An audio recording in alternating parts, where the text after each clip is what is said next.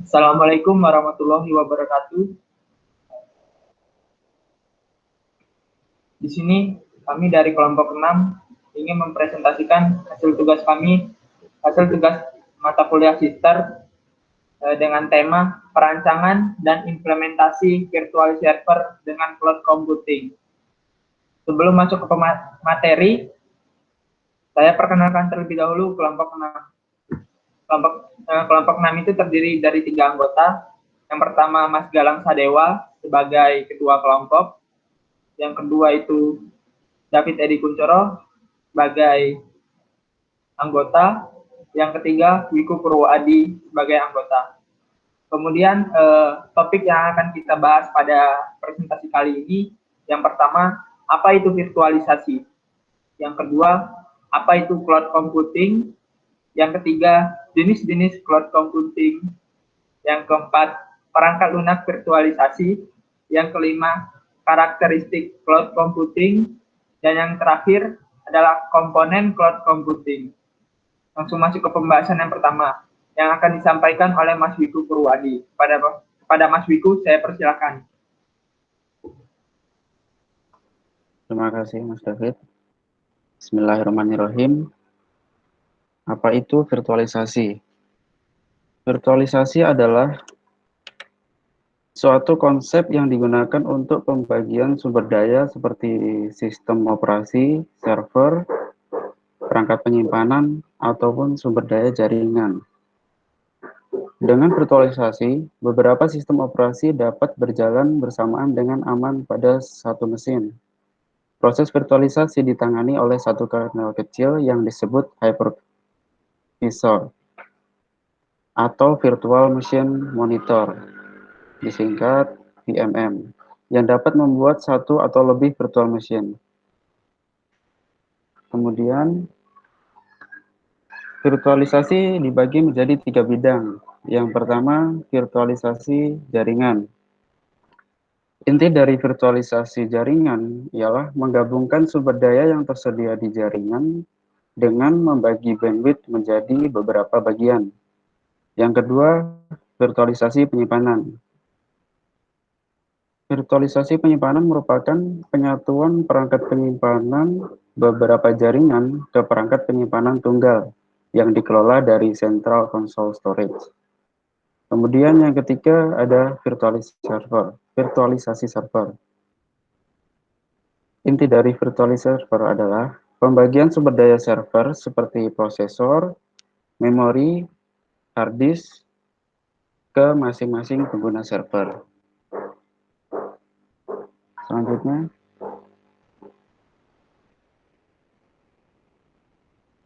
poin kedua, apa itu cloud computing? Cloud computing merupakan sebuah model sumber daya komputasi seperti daya komputasi, penyimpanan, jaringan, dan perangkat lunak yang disediakan sebagai layanan di internet. Kerja cloud computing adalah pengguna dapat mengakses file, data, program, dan layanan pada web browser melalui internet yang disediakan oleh ISP. Pengguna hanya membayar untuk sumber daya komputasi dan jasa yang digunakan. Nah, berikut adalah gambaran konsep cloud computing. Di dalam cloud computing terdapat aplikasi, platform atau serambi, dan infrastruktur. Kemudian, di luar cloud computing terdapat klien-klien yang dapat mengakses cloud computing tersebut. Bisa melalui gadget ponsel, laptop, desktop, tablet, dan lain-lain.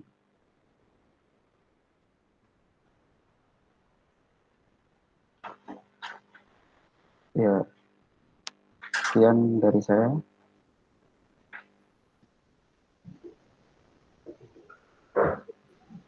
Baik, terima kasih kepada Mas Wiku yang telah menjelaskan terkait materi apa itu virtualisasi server dan apa itu cloud computing. Lanjut ke materi selanjutnya yang akan saya jelaskan. Oke. Pada materi ketiga ini, kita akan membahas sedikit terkait tentang jenis-jenis cloud computing. Yang pertama, jenis-jenis cloud computing itu ada 3. Ada software as a service atau disingkat SaaS. Kedua ada platform as a service atau disingkat PaaS. Yang ketiga itu ada infrastruktur as a service atau IaaS. Oke, masuk yang pertama. Yang pertama itu ada software service, adalah salah satu layanan dari cloud computing yang memungkinkan pengguna untuk menggunakan software atau perangkat lunak yang telah disediakan. Pengguna hanya tahu bahwa perangkat lunak bisa berjalan dan bisa digunakan dengan baik. Contoh dari SaaS ini itu layanan email publik, email, Yahoo Mail, Hotmail, social network seperti Facebook, Twitter, LinkedIn. Dan yang ketiga, instant messaging seperti Yahoo, Messenger, Skype, Line, WhatsApp, dan lain-lain.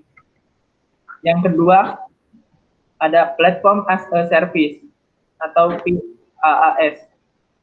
Jika layanan SaaS hadir lewat software, platform as service hadir lewat sebuah platform. Melalui platform ini, pengguna dapat membuat sebuah aplikasi baru. Dalam PaaS, telah tersedia berbagai fitur untuk membuat aplikasi yang sedang pengguna buat dapat berjalan. Pengguna juga tidak harus memikirkan masalah maintenance dari platform yang digunakan untuk membuat aplikasi, karena hal tersebut adalah tugas dari penyedia layanan PaaS. Dan yang ketiga, infrastruktur as a service atau IaaS. IaaS ini menyediakan layanan sampai pada level sistem operasi. Jadi, pengguna dapat memilih sistem operasi yang akan digunakan dalam bentuk virtual machine. Pengguna juga dapat mengatur sumber daya untuk alokasi hardware seperti ukuran memori, ukuran hard disk, dan ukuran prosesor. Contoh dari layanan IaaS adalah Microsoft Azure IaaS, Amazon EC2, Rackspace Cloud, dan OpenStack. Lanjut ke materi keempat terkait perangkat lunak virtualisasi. Di perangkat lunak virtualisasi ini terdapat 3 contoh. Yang pertama itu Promox FI atau Promox Virtual Environment. Dan yang kedua ada VirtualBox. Dan yang terakhir ada Hypervisor. Masuk yang pertama.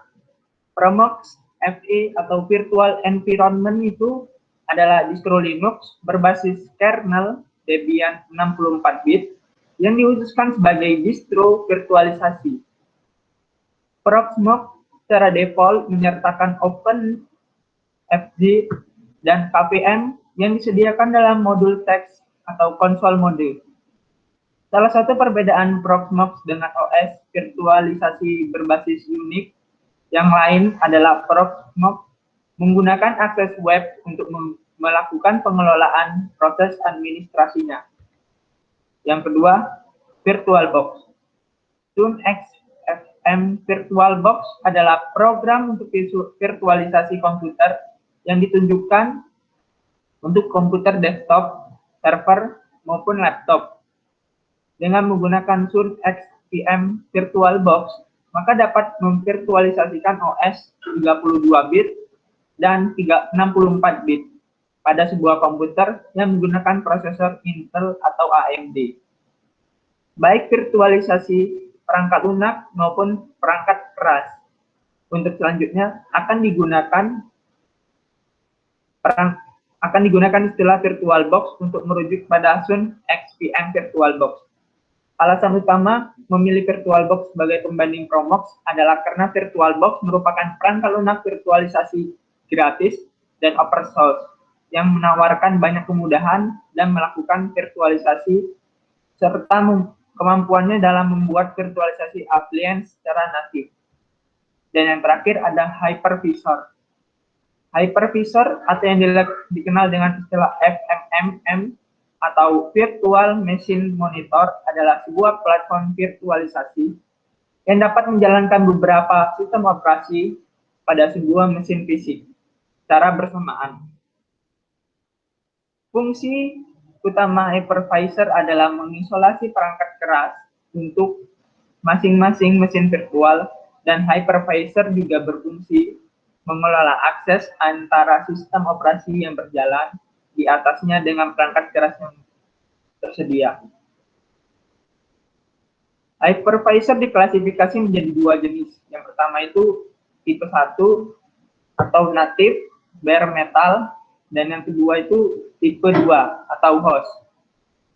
Menggunakan perangkat lunak yang berjalan secara langsung pada perangkat keras host sebagai kontrol perangkat keras dan monitor sistem operasi GUIS. Sistem operasi GUIS berjalan pada tingkat yang berbeda, yaitu di atas sistem hypervisor.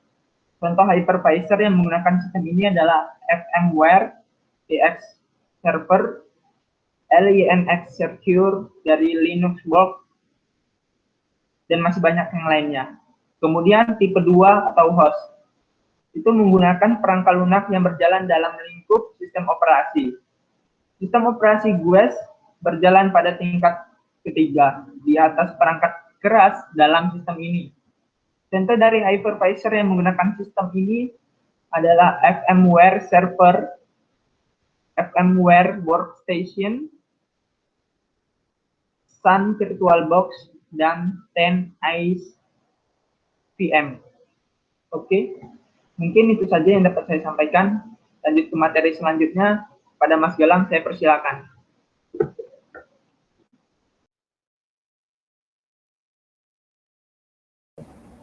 Oke, terima kasih atas waktunya, Mas David. Oke, kita mulai tentang poin kelima, yaitu karakteristik cloud computing. Ini bisa dilanjut. Nah, karakteristik cloud computing memiliki ada 5 karakteristik.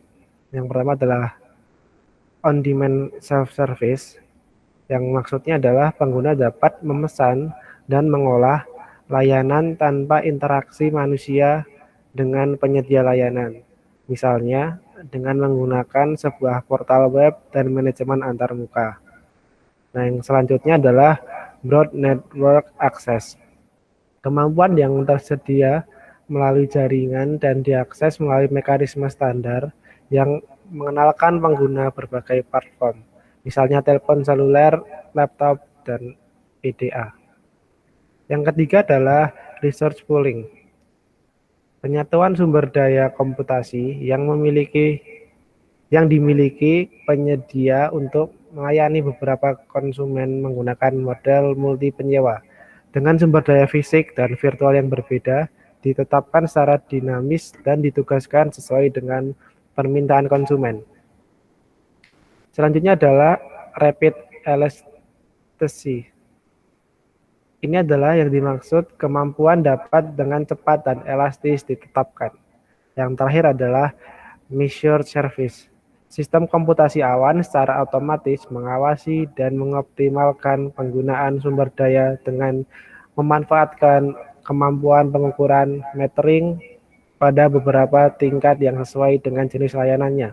Misalnya, penyimpanan, pemrosesan, bandwidth, dan akun pengguna aktif. Nah, selanjutnya adalah komponen-komponen pada cloud computing. Bisa di next, Mas? Oke. Komponen cloud computing adalah ada 3 komponen dasar komputasi awan dalam topologi yang sederhana. Menurut Velte, yaitu client, data center, dan distribute service. Ketiga komponen dasar tersebut memiliki tujuan dan peranan yang spesifik dalam menjalankan operasi komputasi awan. Nah, oke, kita bahas sebentar tentang cloud platform yang merupakan layanan berupa platform komputasi yang berisi infrastruktur hardware dan software tadi. Nah, biasanya mempunyai aplikasi bisnis tertentu dengan menggunakan layanan PaaS yang tadi sudah dijelaskan oleh Mas David sebagai infrastruktur aplikasi bisnisnya. Nah, Cold storage melibatkan proses penyampaian penyimpanan data sebagai sebuah layanan. Cloud infrastruktur merupakan penyimpanan infrastruktur komputasi sebagai sebuah layanan. Mungkin itu saja dari penyampaian dari saya kembalikan ke Mas David. Terima kasih atas waktunya, Mas. Oke, baik. Mungkin itu saja materi yang bisa kelompok kami presentasikan. Semoga bisa bermanfaat untuk teman-teman sekalian. Lebih dan kurangnya kami mohon maaf. Saya akhiri, wabillahi taufiq wal hidayah. Wassalamualaikum warahmatullahi wabarakatuh.